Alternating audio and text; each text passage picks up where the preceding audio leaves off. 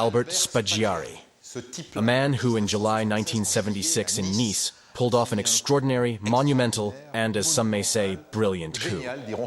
He managed to enter the Société Générale vault with his accomplices via the sewers over a single weekend. He broke into 317 safes and made off with 5 billion cents, 50 million francs at the time. An astronomical sum. In just a few weeks, Spaggiari became a star in the world of gangsters and robberies. A star with the public, too, as Spaggiari, on the run, gives interviews and plays the role of a gentlemanly burglar. Spaggiari left this note on the door of the Société Générale à Nice. No weapons, no violence, and no hatred. No hatred? Not sure about that. Enormous holdup discovered yesterday at Société Générale in Nice. The burglars worked all weekend. We're already talking about the burglary of the century. The gangsters stole from 5 or 6 billion elderly people. 316 safes out of several thousand. Safes that were located in 8 huge armored cupboards, 6 of which contained individual compartments. One cupboard containing cash for the bank's use. Tuesday, July 20th, 1976. Customers have just heard about the heist on the radio. It seems that the bank has known about this since the day before, and they're furious that they weren't informed earlier. Was yours open? Yes. Did they take a lot? I don't know. I've had the safe for 40 years. I've got a phone. They've got my name. They could have told me yesterday. Rumor has it that the vault was torn open and that the heist was gigantic. Some customers are camping out on the sidewalk, waiting for more details. This crowd, both eager for information and very traumatized, are pressed against the gates, brandishing the keys to their safes, and trying to get information from security guards or police officers. Mine's 524. Has 524 been opened? This continued for several days, and they weren't given any information. Phenomenal. Monumental. The press was full of superlatives at the mere announcement of the heist. So you can imagine what the headlines were like when they found out how the thugs got into the bank. This cupboard at the back had been pushed and tipped over.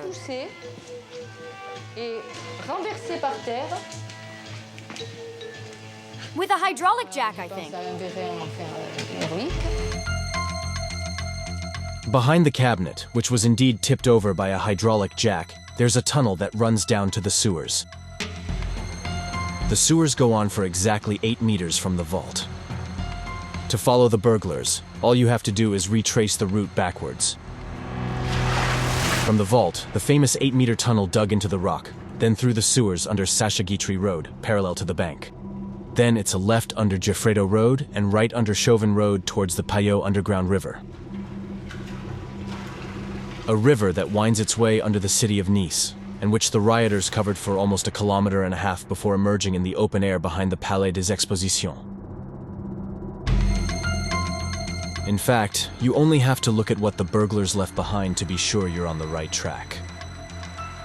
Hundreds of tools litter the sewers. You'd think you were in the DIY section of a department store. The police bring up dozens of chisels, jacks, lamps, drills, blowtorches, and oxygen cylinders. Enough to fill several police vans. It's big budget heist, and there's talk of a haul of 50 million francs. And then there's this slogan found taped to a wall in the vault. A few words scribbled on a sheet of paper. No weapons, no violence, and no hatred.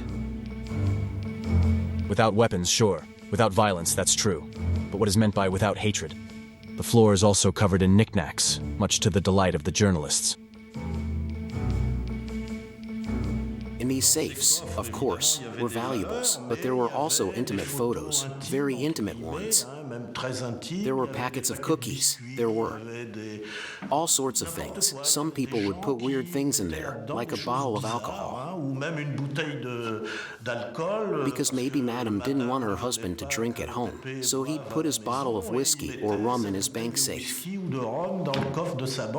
And from time to time, he'd go down to the safe for a quick drink. It was extraordinary things like that we discovered. By unfortunate coincidence, Societe Generale had just signed an advertising campaign for these Fort Knox safes, which were said to be as solid as the American gold reserve bunkers. That said, at the time, the big fear was holdups, and no one imagined a heist on the safes. We had an extraordinary sewer job. Travail extraordinaire d'égoutier, hein? And then we had a supposedly tamper-proof safe, which had been completely smashed. Réputé inviolable qui avait été entièrement cassé. There had never been a case like it. The sheer volume and all the sophisticated methods that were used, it had made a fortune for the people in charge of security at the time. But there was nothing there.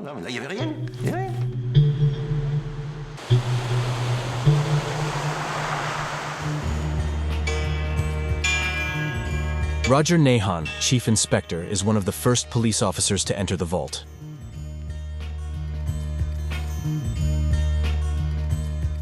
Roger Nahan, I'd like you to tell me what you saw when you entered the vault. Ce que vous voyez quand vous entrez dans la salle des coffres. Well, when we entered the vault, it was a sight that could be described as extraordinary, but in the literal sense of the word. Littéral du terme. In the sense that it was just an indescribable mess. And then the most shocking thing is the floor. You couldn't see it. It was completely covered, strewn with a heap of debris, papers, documents, and jewelry. We wouldn't be able to keep track of these low-value jewels, because what struck us was that there was a small table in one part of the room, which we would later discover had been used for sorting. It is thought that the robbers therefore systematically brought the jewels to an expert, who then did the sorting. He sat, sorting. They had to choose. They threw things on the floor? They were throwing things on the floor, which is why we thought it was a sorting, because around this table, there was lots of cheap jewelry. What was the rule in forensic science at the time? So in theory, nothing should be touched? Yes, but then it's hard not to touch anything. In fact, the rule at the time was to put anything that came from individual safes to one side.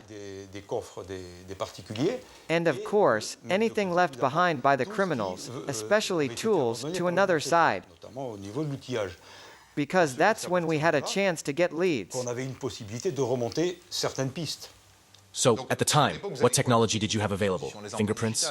Fingerprints, on the one hand, and on the other, references that appear on equipment and tools. There were appliance numbers, for example. I think there was a little vacuum cleaner, for example. There was a pair of sunglasses with a brand name and a little invoice. A glasses case with the name of an optician in Aix-en-Provence, you see.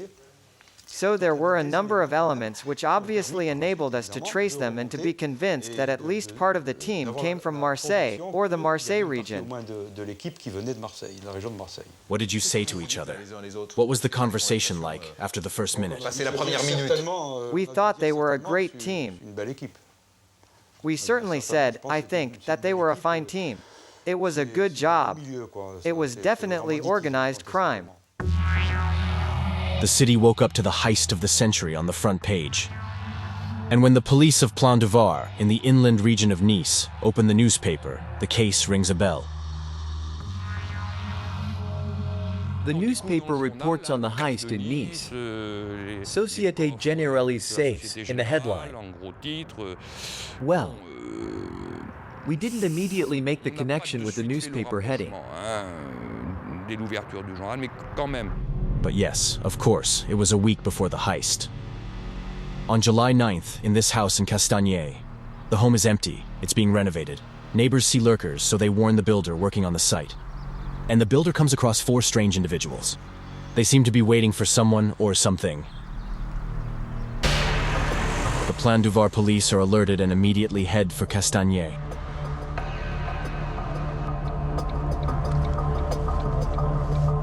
But in the meantime, the 4 lurkers have disappeared, no doubt alerted by the builder's visit. But by early evening, the 4 of them had returned, and so had the police. We immediately saw 4 individuals sitting there with 2 vehicles, not inside the villa, but in the courtyard. 4 individus qui étaient assis là avec 2 véhicules And already from a distance, we could see that these individuals were not very clean-cut. We got the feeling that these people, not young people, slightly older, weren't clean. One of the individuals advances towards the police. It seems he wants to play the role of spokesman. I asked him what he was doing there, why he was there. He was very annoyed, not very sure of himself. He had a certain look, but wasn't sure of himself. Well, we're here because we want to rent the villa. But who does the villa belong to? I asked. We got the keys from a guy on the beach. We don't know him. I said, "Sir, you seem fine, but you'll have to find something else." Well, actually, we're here about a girl. We're waiting for some girls. Then at one point, I say, "Well, listen, sir, you're going to give us your ID." These guys don't look like local thugs. The famous spokesman is Dominique Poggi. This one, with his boyish face, is Daniel Michelucci. And the one with no ID says his name is Alain Ponce. The fourth is called Dutchy. The police had just completed their check when suddenly, below the house, they heard a car racing away. As if it were about to approach the villa, but the police presence had scared off the driver. As a result, the police decided to arrest everyone.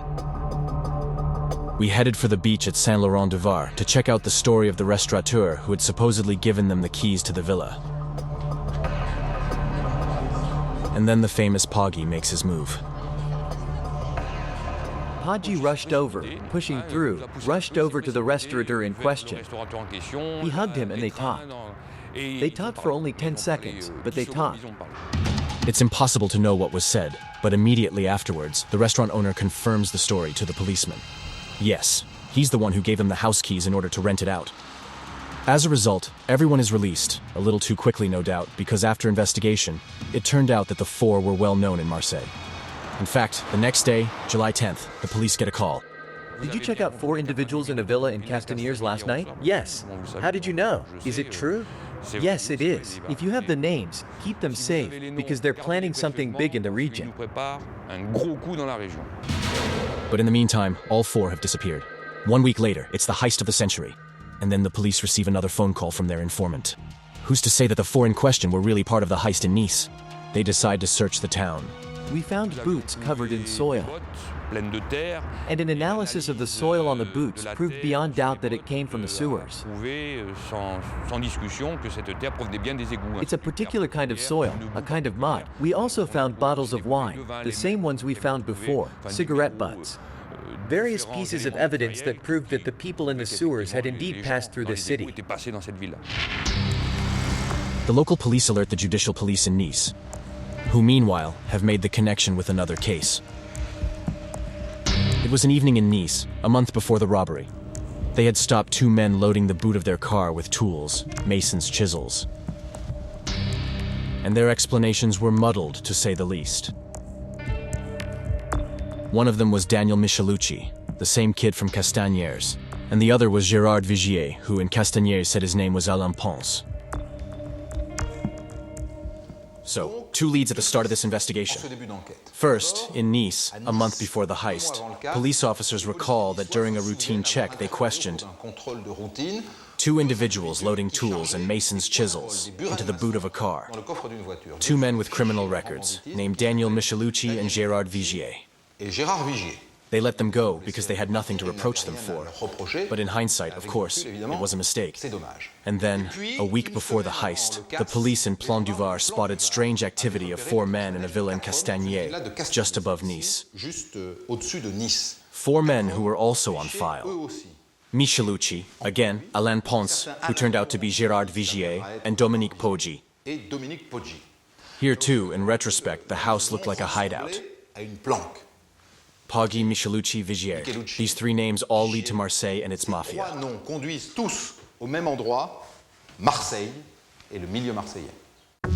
And all 3 are good friends of Zampa, Gaëtan Zampa, the godfather of Marseille. So it could be a move by Marseille's mafia. The cops can't see the kingpins getting their hands dirty in the sewers. But for want of a better idea, they'll explore this avenue.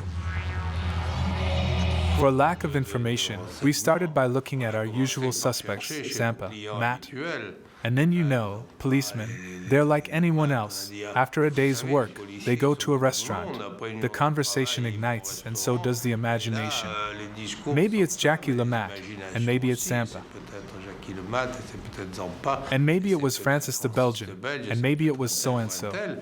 And to find out if it was them, we're not going to ask them. So there was a lot of unproductive checking, surveillance, shadowing, spying, tracking down informers, and for a long time this was the absolute blueprint. But Zampa and his friends have not been around for a long time. From Marseille to Aix-en-Provence via Toulon and Paris, the police harass their informers. It doesn't do much. By now, the gang of sewer robbers must be enjoying a golden retirement.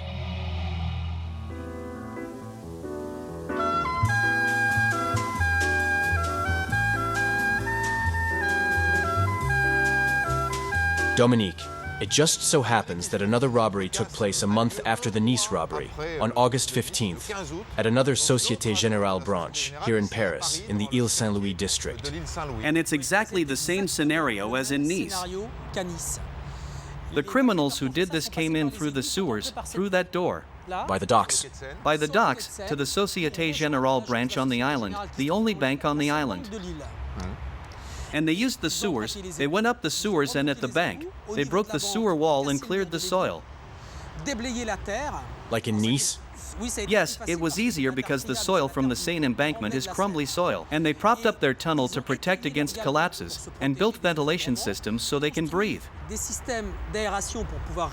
And when they got to the wall of the bank, they broke it down just like in Nice, and they entered the vault. And inside?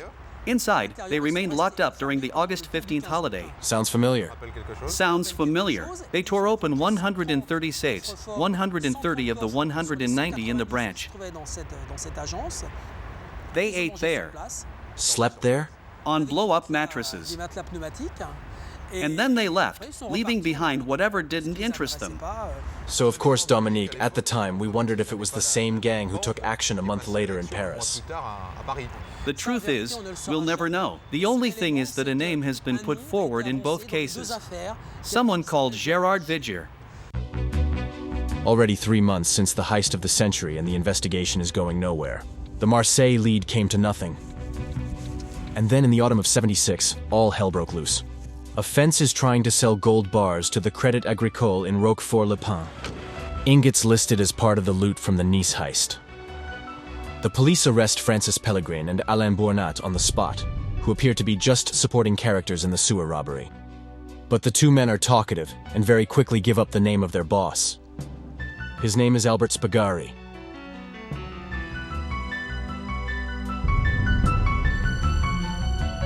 When Spaghieri is mentioned, there is surprise, because Spaghieri has nothing to do with the others. He's a maverick adventurer, former OAS, who's more of a strong arm than a thug.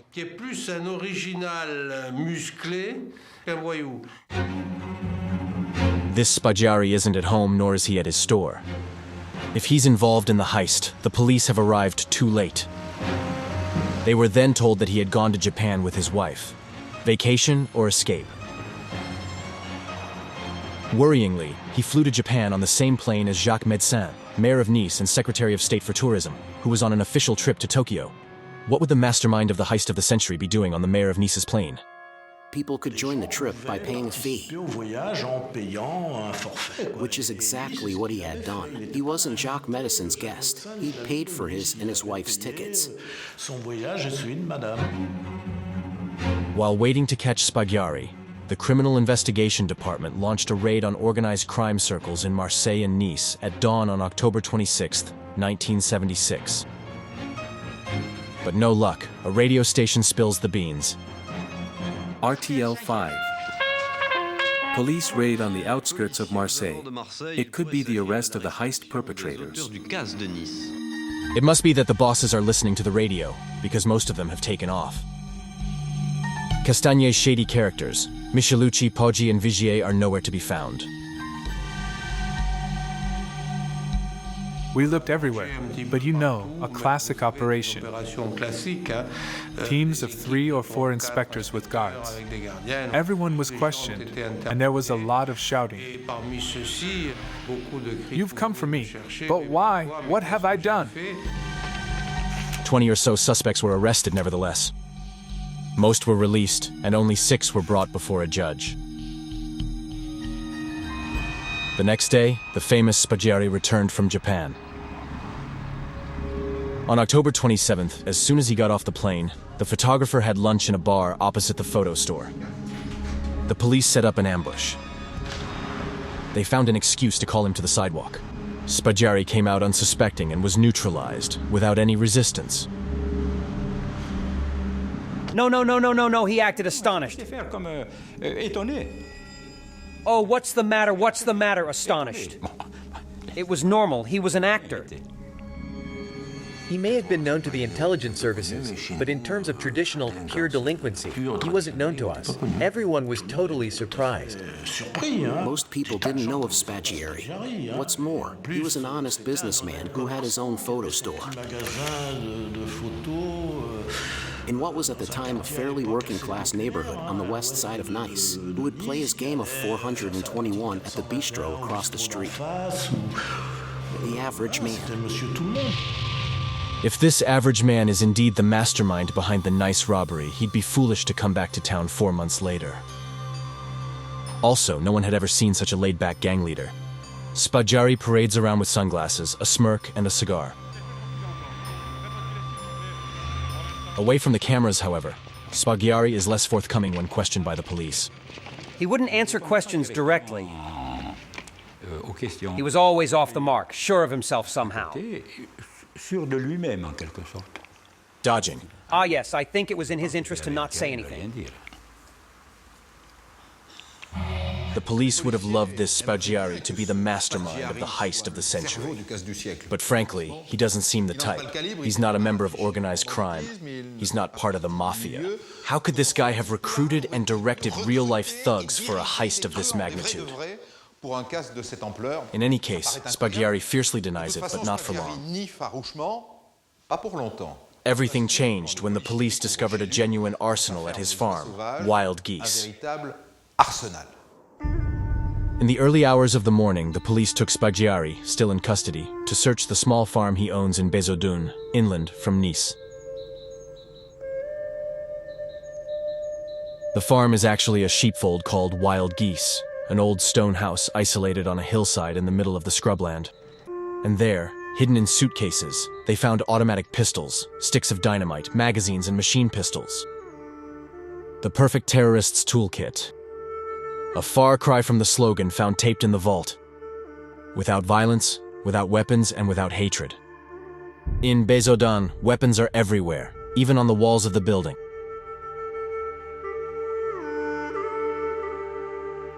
While the police are digging up the garden and searching the cellar, Spaggiari is playing around. He was handcuffed and said we could have a glass of whiskey he'd bought in Scotland. I said, listen, Albert, when you've paid your debt, and I'm not making this up, when you've paid your debt, the day you come out, you haven't killed anybody, there's no violence, I'll do a book, maybe a movie, and then we'll have a chance to have a glass of whiskey together. We'll finish this first. The weapons found at the sheepfold are enough to send Spaggiari and his wife to prison. That's when the police offer him a deal. He confessed to the Société Générale robbery, and his wife was spared the weapons charge. You confess, the glory's yours, and then you give us a few tips. We take you before the judge, and you get away with 2 or 3 years in prison. Tu nous donnes quelques tuyaux et tout, et on t'amène devant le juge, et tu t'en tireras avec 1, 2 ou 3 ans de prison. To confess too? Why not? But Spaggiari raises the stakes. Spaggiari says unwilling to confess, but Je veux bien faire des révélations, mais I want to do it in the presence of Mr. X. Mr. X was a very close associate of Michel Poniatowski, the then Minister of the Interior, if I remember correctly. So we realized that Spaghieri knew this gentleman and others in the Minister of the Interior's entourage very, very well indeed. And at that point we sent in the Controller General Honoré Gavaudin to defuse the situation a little. Spaghieri wants to confess, but in front of a big cop. No problem. They send him Gévaudan, one of the big bosses of the judicial police, who arrives from Paris. And within hours, Spaghieri confesses. He thought of the idea because he wanted money. He did some research, looking first at Société Générale itself, and then at the sewers. And he thought of all this 2 years ago, right? A year and a half, and the realization came very late. Now that he's taken responsibility of the heist, Spaghieri explains why he did it. It wasn't to get rich, it was for political reasons. To finance the Catena, a so-called fascist solidarity chain that nobody had ever heard of. Was it just the money? Of course not. What were the reasons for this? Are there any political reasons? On October 30th, Spaghieri returned to the vault, surrounded by police officers, of course. This reenactment is real street theater. In the first row, the people of Nice, fascinated by Spaghieri. Inside the bank, Spaghieri pays tribute to the manager. Bravo, I'll put my money with you.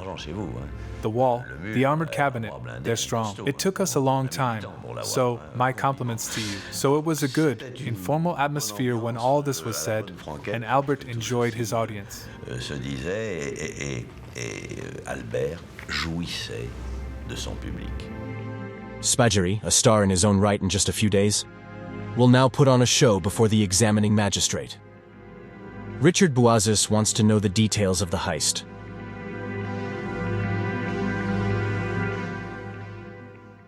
Richard Boazis, I'd like you to tell me about your first meeting with Spaghieri. In your office, I suppose? Yes, in my office. Spaghieri had just spent 48 hours in police custody. He had confessed to the heist.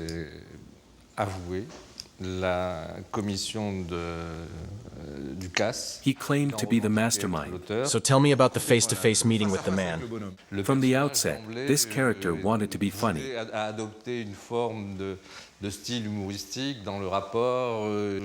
We were on a theater stage and he was performing. Was he bragging? Yes, he was bragging. Subtly, without exaggeration, but still granting himself extraordinary status. I'm the most important man, and no one in France has ever done what I've done. In France and around the world. So from the start, he asserts this status. His motives. We talked about political motives. Is that something you discussed with him?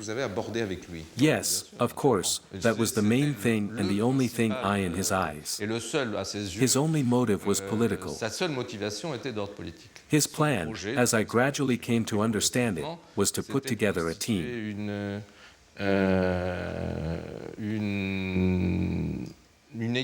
And to make money, to raise funds to help Italian right-wing extremists. To counter the leftists. To counter the leftists who regularly carried out attacks. His plan was to do exactly the opposite. That is, to have a huge fund to come to the rescue of the Italians. And he called this strategy, or the structure he fit into, the catena, which means chain in Italian. Did you believe him when he said that? Obviously, I found this a little suspicious. Obviously, the first thought is that this heist was done by someone smart, with an obvious criminal aim. What did you want from him when he was in your office? Because he had already confessed. What else did you want? No, he hadn't confessed. His confession was simply an acknowledgement that the act was committed. He simply says, I'm the mastermind, I'm the one who conceived the project, I'm the one who carried it out. But I'll never tell you how, I'll never tell you with whom, and I'll never tell you why. Details of the heist in Nice. How he and his team dug the tunnel that led to the vault. Spaghieri recounted them a few years later in a TV interview. An interview in which he appears disguised and more megalomaniacal than ever. We literally cover ourselves in shit. We're spitting. The first day we're spitting because we have the taste of the shit on our lips, even with a cigarette. Nothing gets rid of it. We're busting our butts, banging our heads everywhere. It's a real piece of work. Spaggiari tells the story of what it took to pull off the heist. He began by inquiring about safes at an agency near his photo store, and then had to see the premises. So, 2 years before the robbery, he opened a safe in the agency and checked that there was no alarm. Questioned by the police, he refuses to reveal who supplied him with the sewer plans. At the time, it was pointed out that he had access to Nice Town Hall. Well, maybe? To access the sewers, he recounts that he passed through the underground Paillon River, which sneaks discreetly into the city center. To pull this off, he quickly realized that he needed the help of some real criminals and offered them half of the loot.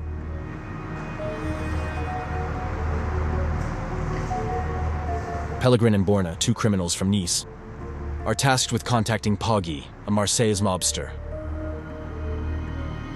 On the surface, it's time to scout. The comings and goings of the concierge, for example, should not be overlooked.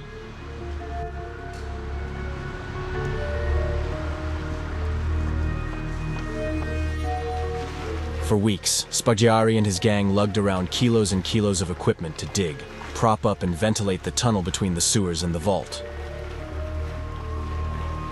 Hundreds of kilos of tools had to be carted on the backs of men through this tiny collector between the Paillon and the sewers. Hard labor in heat, excrement, and stench. But if, as promised, this descent into hell leads to paradise, then they would tolerate rats. Rats, lots of rats. Well, there's no problem with rats. No need for rat traps like in these 4-star hotels. For rats, just a smile. Correct. Smiling at rats, even stroking them. One of us had almost tamed the rats. At nightfall, lookouts are in place around the bank, ready to sound the alarm. On the evening of May 7th, 1976, the first chisel was cut into the wall at the foot of the bank, 8 meters behind the vault. And now we're attacking the tunnel. A rotten first wall, and then every terrain you can think of. Sand and clay from a kind of mortar called, I've forgotten the name. A mixture of earth and stone, which is generally very compact, and then rock. We once spent 10 days on a single rock. After weeks of sweat and tears, Spaggiari and his crew are almost at the end of their tether. All that's left at the end of this tunnel is wall of the bank. The wall, a 1.84 meter wall, an old-fashioned wall. Concrete that's maybe, I don't know, maybe 100 years old because the building has been there that long. And then, on Friday, July 10th, 1976, panic set in. It all stops. President Giscard d'Estaing visits Nice. The police are everywhere, so it's best to evacuate the sewers. A week later, on Friday, July 17th, the chisels and drills are back in action. As night fell, Spaggiari descended into the Paillon in a Land Rover loaded with dozens of acetylene cylinders and flashlights to cut through the armor. After 2.5 months of work, the heist of the century can now really begin. On Friday evening, we put the jack against the cabinet and started tilting it.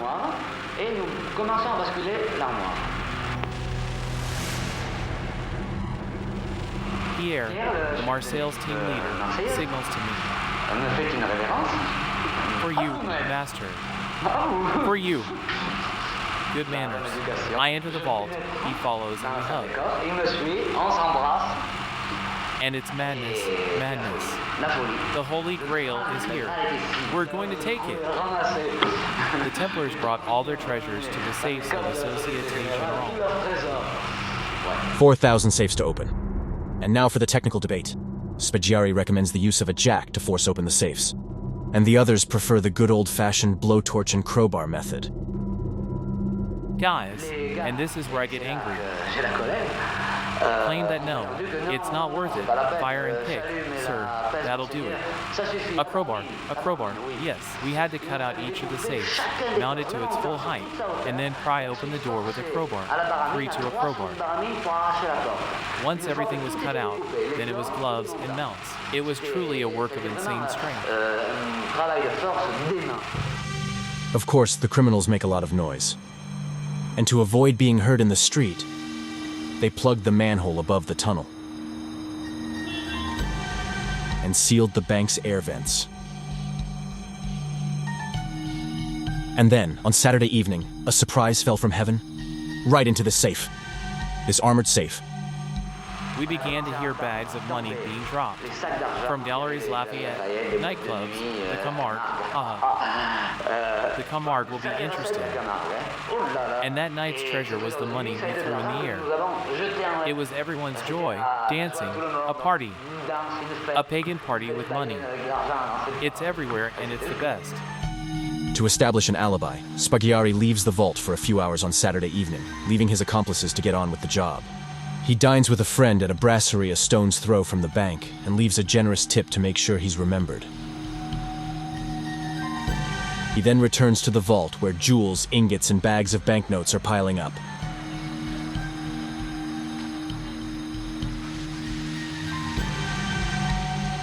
At 2 a.m. on Monday morning, the 317th safe had just been opened. When Spaghiari and his men realize that violent storms have caused water to rise in the sewers. The heist of the century is turning into a shipwreck.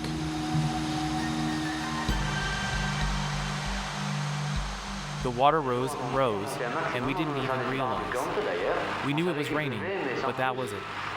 We were completely dry in the vault. To evacuate the equipment, we had to walk in the current, in water absolutely up to our necks, carrying the weights on our heads. That was our system. Really, get it back up there. We were carried downstream by the current. Then we went back upstream to pick up the bags, making 3 trips. How long did that take? Over 3 hours. Over 3 hours. At the exit of the underground river, 2 short flashes of headlights, then 1 long one. Opposite, the spotter answers. The coast is clear. The car, with 5 billion cents in its trunk, the equivalent of 24 million euros today, exits the sewer. It's the end of the heist of the century. In the vault, taped to an armored cabinet, the criminals left a message that would become legend. No weapons, no violence, and no hatred. In a few hours, Spaghiari and his 20 or so accomplices will share the treasure in a villa inland.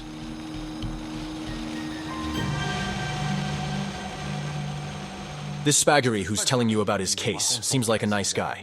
With a sense of humor, a bit like an Arsène Lupin, he's seductive, funny, romantic. A little crazy, but nice. On the other hand, when we look into his past, into his history, it all gets a little blurry. Lorang, a small village in the heart of the Hautes-Alpes. Albert Spaghiari was born here in 1932. At school, his friends call him Spaghetti, a common nickname for children of Italian immigrants. His father died, and his mother rebuilt her life in the Var, just outside Hyères. For young Albert, it's the start of a new life. At the time, his childhood hero was Salvatore Giuliano, a Sicilian bandit, mafia collaborator, and Mussolini supporter. As a teenager, Spaghiari ran away to join his hero Giuliano. He embarks for Sicily and the Montelepre scrubland, near Palermo. There, he meets people who will turn his life upside down. He was taken in hand by 2 men he had met. One English and one German. One had served German troops, the other collaborated with the Germans. They both indoctrinated him at that age. The word may be strong, but it's true. The rebellious Giuliano was soon shot by the Italian Carabinieri, and Spaghiari was taken by the police to his mother's house.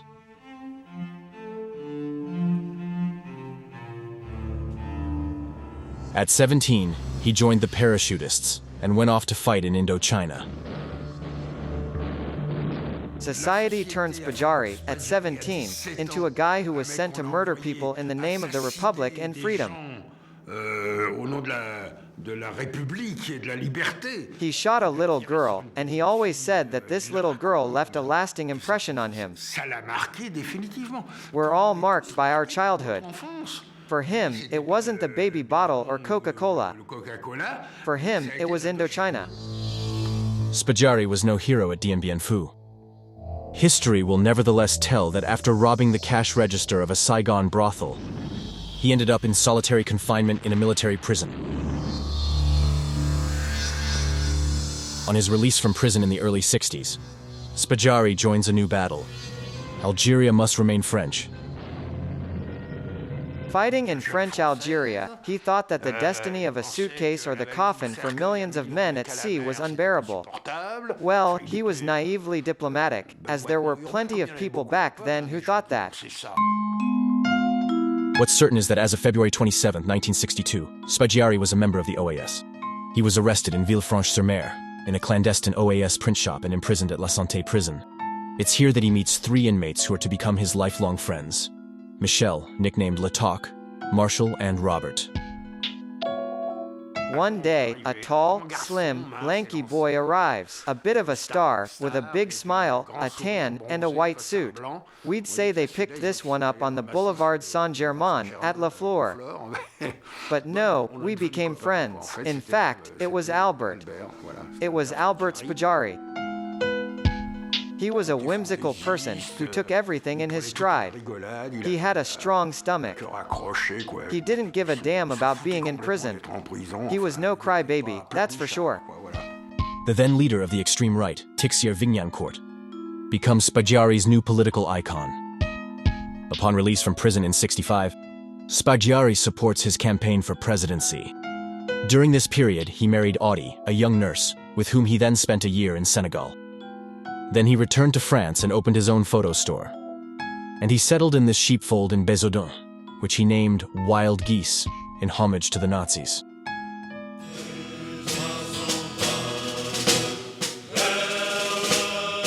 The Wild Geese settlement had a letterbox displaying the sinister initials of the Waffen-SS next to a Celtic cross. Spaggiari is shamelessly open about his ideas. Was Spaggiari a fascist? Spaggiari était un facho. SS signs were found at his home, and then there's this allusion on his mailbox to wild geese. Was he a fascist? Yes, he was proud of it. I don't think that today, 30 years later, there's any point in debating it. He asserted his true far-right, fascist inspiration, that he saw himself as one of the last bastions of the West. These writers he used to talk to me about, his favorite writers he'd tell me about, these far-right writers. He knew only this literature and he stood by it when it wasn't fashionable to stand by it. Even though his social origins should have pushed him further to the left.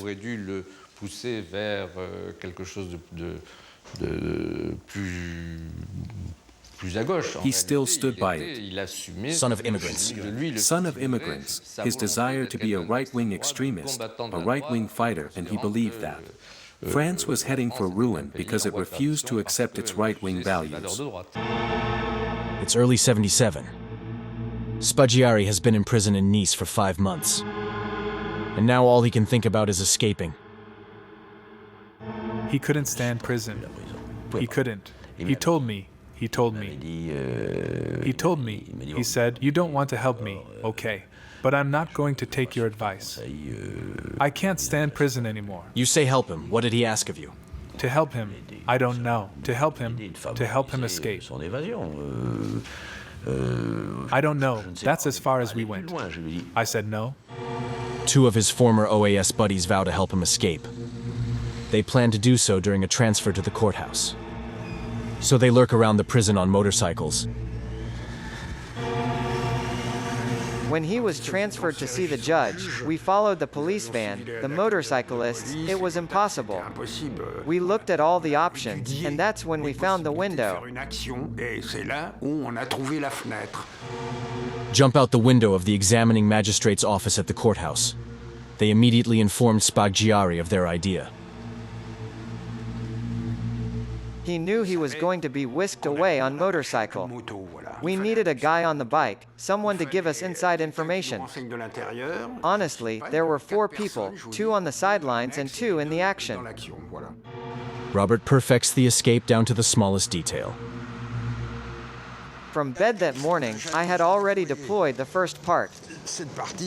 And then I measured how big these gaps were.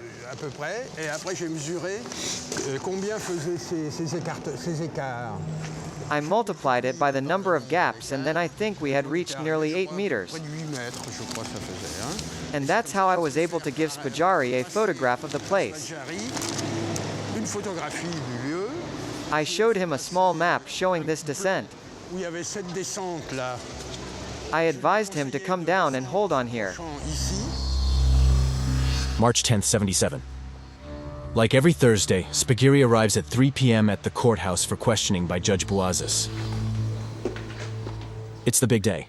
Spaggiari's friends are in hiding, but Spaggiari isn't aware. The person who was supposed to warn him had forgotten. So he doesn't know that Robert and Michelle are waiting for him below, with a motorcycle. Spaggiari, who should have been warned, obviously hadn't been. For a moment, I approached Michel and said we should just go. It seemed ridiculous to be staring at that window non-stop. And he said to me, just a few more minutes. He was stubborn.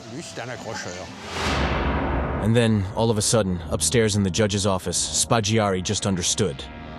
It was just like a sign. That day, I glanced down to the street and saw my friend waiting on the opposite sidewalk.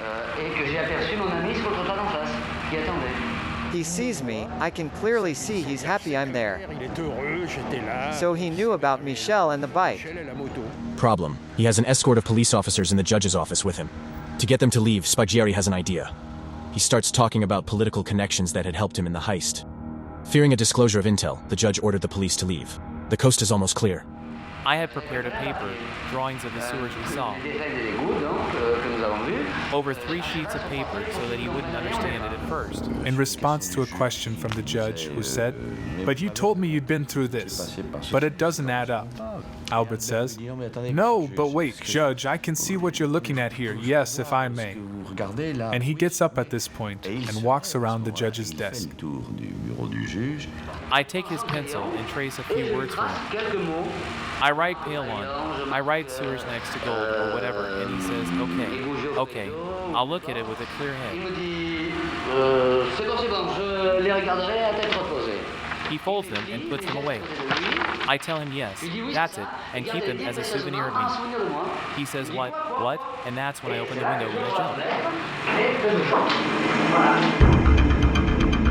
He jumps up, rolls, falls at my feet, climbs onto the seat and waves goodbye to the judge. At the same time, I saw the judge shouting at the window, "Escape!" Spaggiari is escaping.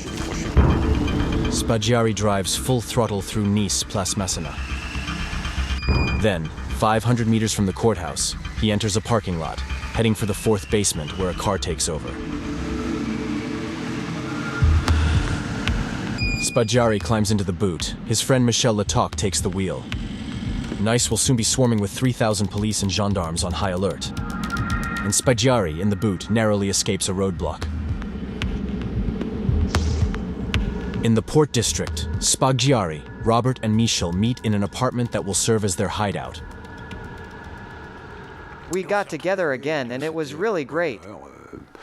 This explosive friendship. That's what it was. We hugged each other, we were so happy. Meanwhile, back at the courthouse, Judge Buazis was stunned by what had just happened. He turns to Spaggiari's lawyer, who witnessed the whole scene. And the examining magistrate looks at me and says, Et le juge d'instruction regarde et me dit, "Mr. Peyrat, we're always someone else's fool." On est toujours le con de quelqu'un d'autre. I felt a sort of remorse, of betrayal, for my beloved judge. I like my little judge. I had a soft spot for him. He was really interesting. He liked me too. But even then, better remorse than regret, right?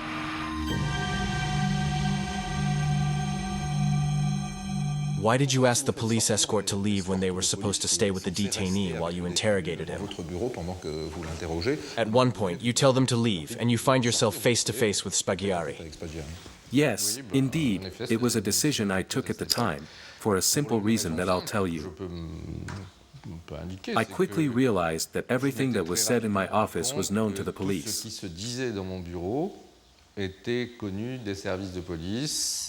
And all the local political authorities were perfectly aware of what was being said in my office.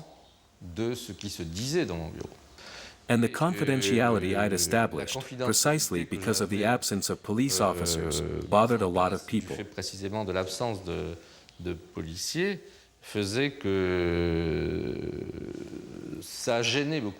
It was embarrassing for them, because we didn't know what they were saying. We weren't informed of the content of these confessions. We didn't know who he was blaming. We didn't know if he was speaking facts, if he was talking about politics, if he was talking about his past. A number of people were very unhappy about this. Were you afraid that he would be killed for it, or that someone would try to eliminate him? Yes, absolutely. I even thought that those who could eliminate him were the people he had committed the robbery with. You're always someone's fool. Does that ring a bell? Well, in a way, I was. I was Spaghiari's fool, I must honestly admit. Spaghiari has taken off, and the press, already mocking the heist, is having a field day with this new development.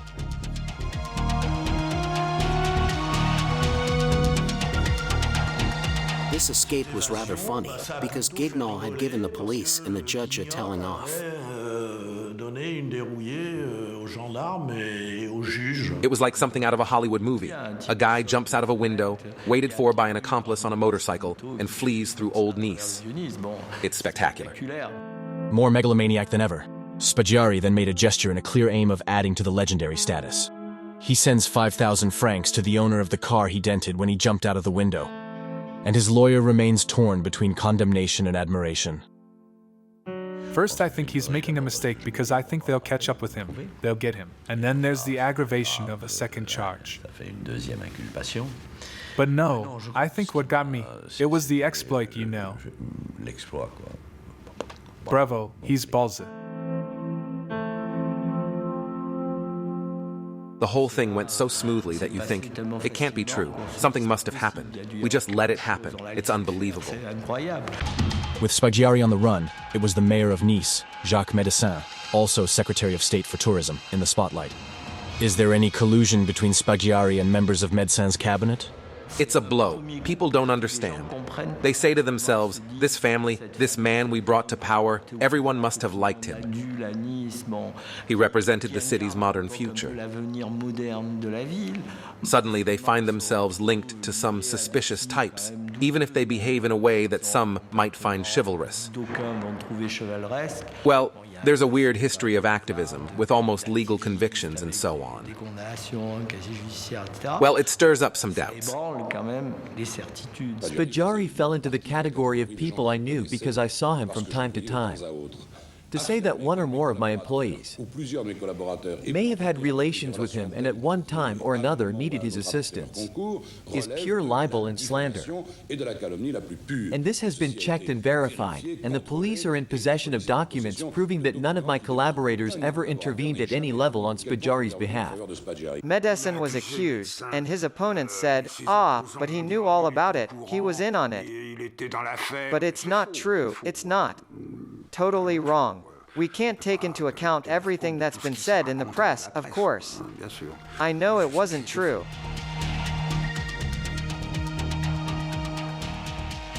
Justice deals with the Spaghiari case in 2 stages.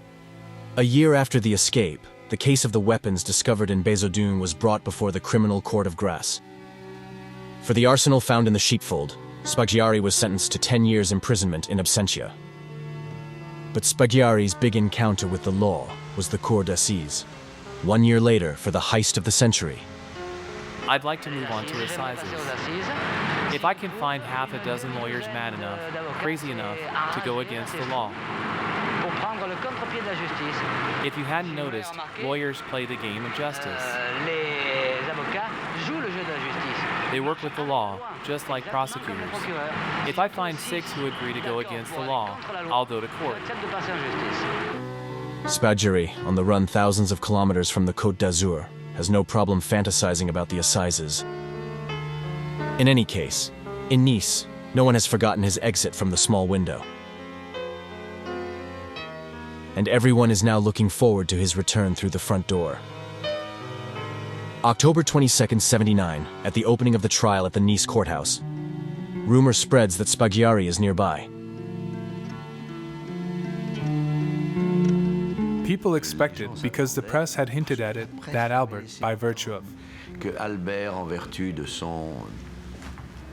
his vanity, of his fawning, couldn't let such an event go by without attending in one way or another. He wasn't crazy, he'd escaped. He wasn't going to come back now. He had never intended to come, but I remember everyone was waiting. We waited and waited. We were waiting for what might happen, but no. Sadly, no. Albert wasn't coming, so we had to make do in the box with the gang of supposedly complex people. Pellegrin, Bournat, Poggi, Michelucci, et Vigier.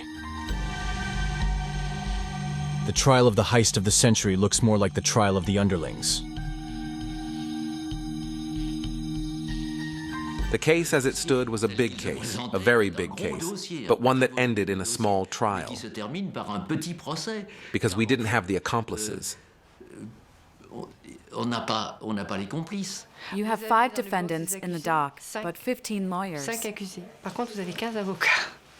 But 5 defendants, and you're not dealing with the mastermind. You're not dealing with people who obviously had a very important role in this case. Indeed, it's not certain that the defendants are the real sewer workers. The cast is a bit disappointing. Bournat and Pellegrin, who ratted on Spaggiari, would have been mere spotters.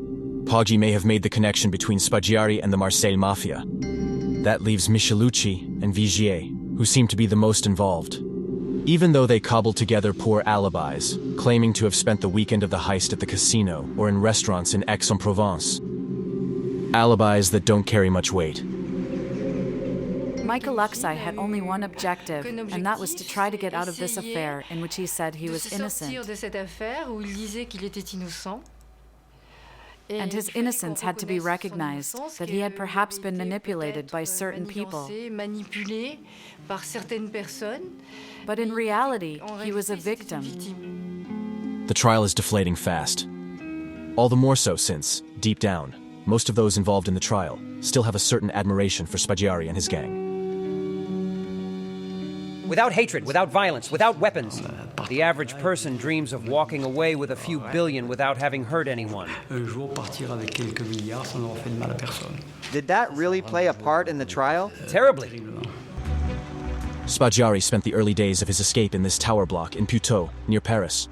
He is taken in by Emilia, a young Italian nationalist fascinated by Spaggiari, who soon becomes his mistress.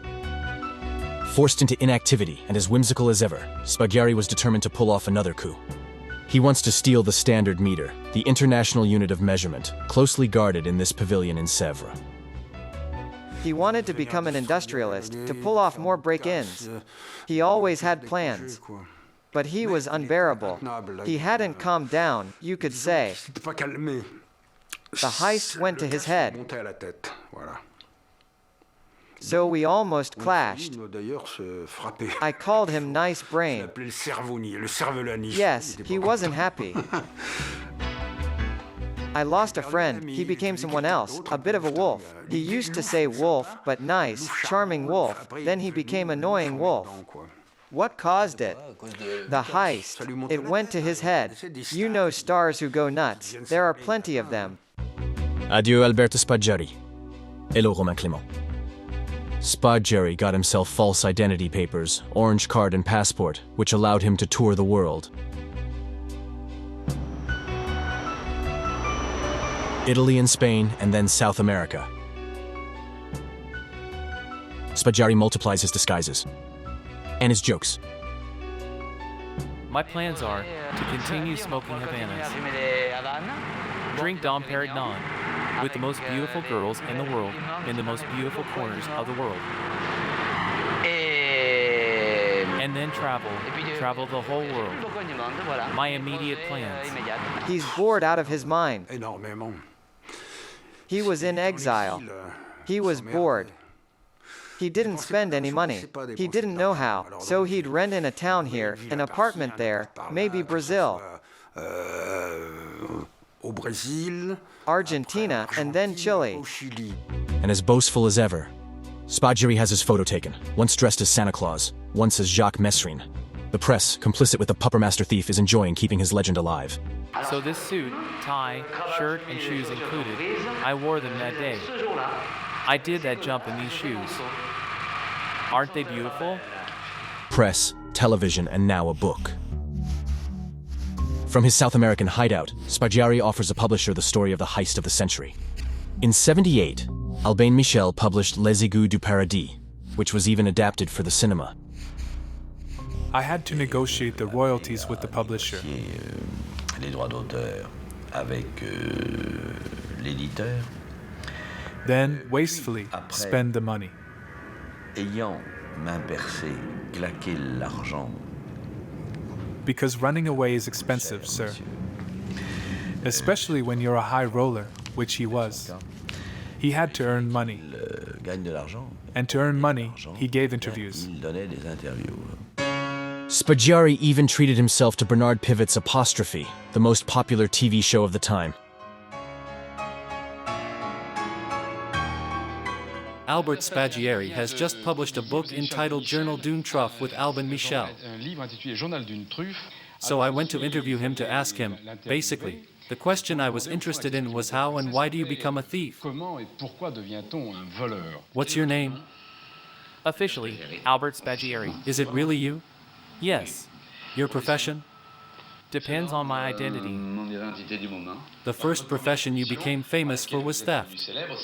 Theft. This third book seems to me, because the other two weren't worth much, but this one, when you tell the story of your childhood. That's not very nice. No. At the end of the '70s, Spaghieri, a refugee in South America, had fallen in love with Argentina in the midst of the military dictatorship. Why Argentina? I bought a small valley of 150 hectares with a torrent and a 9-meter waterfall in the middle. And my goodness, the horses are the most beautiful in the world, and so are people. They're a welcoming people. It's a blend of all European ethnic groups. The result is goodness, strength, and courage. Caballeros locos, crazy knights. But his friend Robert was right. In exile, Spaghieri was bored. He wants to return to France and negotiates his surrender with the lawyer Jean-Louis Pelletier, who is also his childhood friend. So at some point, Spaghieri contacts you while on the run. How does that happen? It happens one evening when I'm in my office and the phone rings late in the evening. I pick up the phone, of course, and someone says, "You're still there?" I say yes. Working late? I say yes, and he says, "You don't recognize me." I say, "No, but we must know each other since you're on first-name terms. Here's a clue. Remember Hires?" "Of course, I was born there." He says, "Me too." And he says, "I'll go a little further because his mother had a lingerie store if I say bra, lingerie." I say, "It can't be." I immediately catch on. "Is that you?" He said, "Yes, you got it." And I said, "So what now?" He says, "Well, if you want, let's meet." I say, "Why not?" He says, "I'm downstairs." Downstairs from my office is a bar. He was phoning from the bar. So I said, "Come up." This is in Paris? In Paris, yes. He's supposed to be on the run abroad. Supposedly, but the trial's old. We don't talk about him anymore. In fact, so little is said about him that the only difference is that he had his face done. He went everywhere. He introduced himself everywhere. He even wanted me to join him in this bar, to show me that he was there and that nobody knew who he was. But we still have rules of ethics. Did Spaghieri get married while on the run? He married religiously. Yes. He married religiously. Where? He told me. The union was blessed by Archbishop Lefebvre himself and his wife. The traditionalist bishop. That's because Albert Spaggiari was a religious fundamentalist. And so he got married at the church, which is... St. Nicholas of Chardonnay? Yes, not far from my office. And they pushed their way into my office and came to tell me they were married. So what's Spaggiari trying to tell you? I think he wanted to reconnect with his past. I represented something. Then he said, listen, I've had enough. I met this woman. I'd like to end it all. I'd like to lead a. First of all, he had no money left, so he might have been living off the stories that were being made about him, which he played into. And then he had a companion who devoted herself enormously to him in every way. So what did he want then? He wanted to turn himself in. But he wanted to make some kind of deal with the prosecution. And to be certain, as was his wish, that the punishment would not exceed the one that the most severely convicted person in his trial had received, i.e. 8 years. Yes. Well, that was impossible. Madness. It was madness. Look at what he was. To tell him, come, you'll get what you want. That's unthinkable. It's incompatible with the law. Incompatible. But for him, as for anyone else, you can't negotiate with an assize court whose composition, magistrates, and jurors you don't know. Spaggiari just wants to stroll around Montmartre, the Champs-Élysées, or the cafes of the Place d'Italie. But he's afraid of being discovered.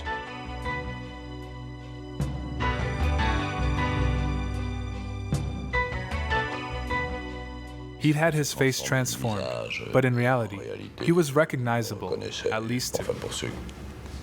His wife, his friends, to me, very, very recognizable. Even if it wasn't obvious to someone else. He moved around all the time, but he came to Paris. Often I went to at least 4 or 5 places. To say hello, to see what was going on, to check up on him. But I was worried for him because I said, it's impossible. There were so many people, they were seeing so many people. The police really had to loosen their grip where people were curiously not too talkative. Spaggiari has not given up his old demons. He is invited to dinners with former OAS members and sees his far-right friends. He has places at the tables of writer Alain de Benoit and publisher Alain Lefebvre, and now he no longer seems afraid of the police. He had fake IDs, of course. It was very relaxed, this research. It had been going on for how many years after all, but it was nothing to envy because he'd look like a marble if he stopped 10 years later. We had nothing to do with Spaggiari. It was the fault of the justice system in general that he had escaped. We just moved on. I'm trying not to get caught. I'd rather be on the 24th floor of a tower and have a good ending. Like a parachutist. Like a parachutist. He dreams of a death as outrageous as his life. But ravaged by throat cancer, he died on June 9, 1989, in Belluno, Italy, in the arms of Emilia. At 4:30 in the morning, the phone rang at my house. And I had Madame Clement on the phone, who told me, "Sir, my son has just died."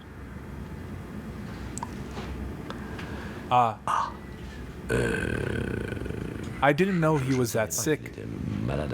This was important news for me, and let's face it, painful, because I liked Albert.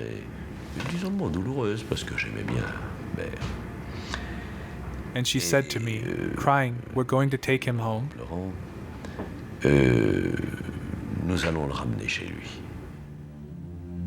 A few hours after his death, Spaggiari was discreetly taken back to France by his relatives. Emilia placed his body in a camper van, crossed the border in the middle of the night, and, at 4 a.m., dropped him off at his mother's house in Hyères.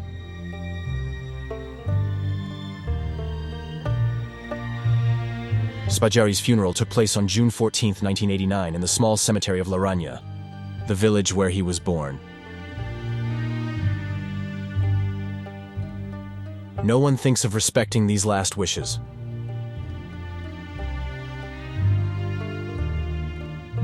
If he's going to die, if it's ever going to happen, he absolutely does not want to be buried in concrete cemeteries. That's an eternal prison for him. He wants to be burned and scattered on his land.